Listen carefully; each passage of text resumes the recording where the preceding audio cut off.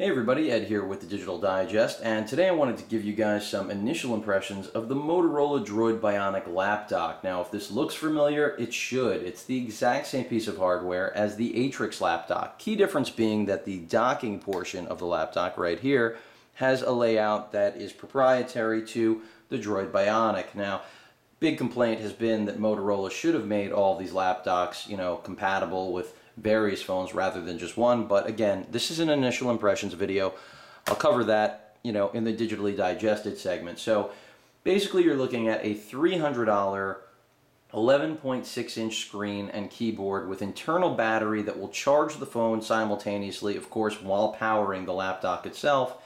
For $300 or for $200 after a $100 rebate if you purchase the Bionic and the lapdock on the same receipt and have a data plan of $50 or higher. Of course, I think it's in your interest to forego the the $50 or higher data plan for that $100 rebate if you don't need it, since at least for unlimited Verizon wireless data customers like myself that are grandfathered, there is no tethering cost for using your Bionic in conjunction with the lapdock, much like there is with the Atrix on AT&T's network, where they will charge you $20 a month and will bill you $500 for this lapdock, $300 on contract. So anyway, moving away from pricing, let's talk about what you get for that $300 price.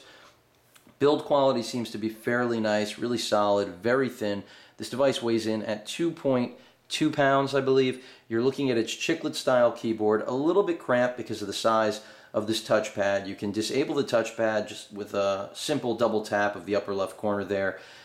You do have a right and left click, really stiff I've noticed, and overall, usable keyboard. Certainly changes the way you're going to look at your mobile phone, and that's what Motorola is trying to demonstrate here, which is that phones are to the point where they can replace your netbook. They're not trying to replace your laptop, but really what you're looking at here is a bona fide Linux laptop. And of course, I'll get to that when I give you guys further impressions.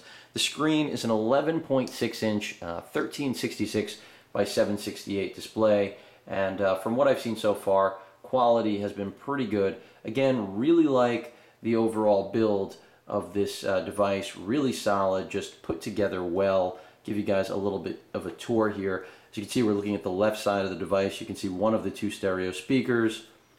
On the back, of course, you've got the laptop dock for your phone, which, by the way, does fit the Bionic with extended battery. However, it's not going to fit with any cases, I believe, beyond the extended battery, but good that they at least took that into account there. You've got two USB ports for peripheral and flash storage, hard drive, as well as it's, of course, FAT32 formatted. Your 3.5mm headphone jack, as well as your other stereo speaker, and just again, that really slim profile that reminds you of something like, I don't want to say a MacBook Air because the design isn't there, but much more of the original Dell Adamo line, because really sleek, that extra junk in the trunk essentially.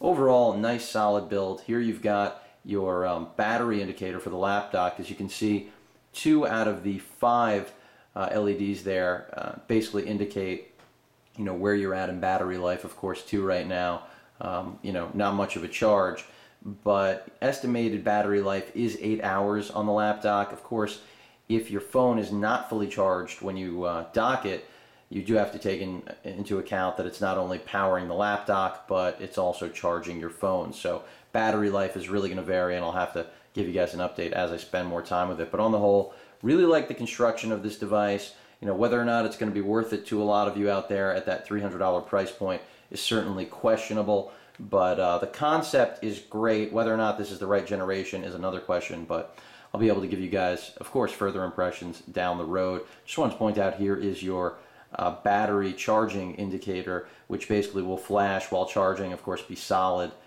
when charging is completed. Anyway, if you guys have any questions or comments, please feel free to post them.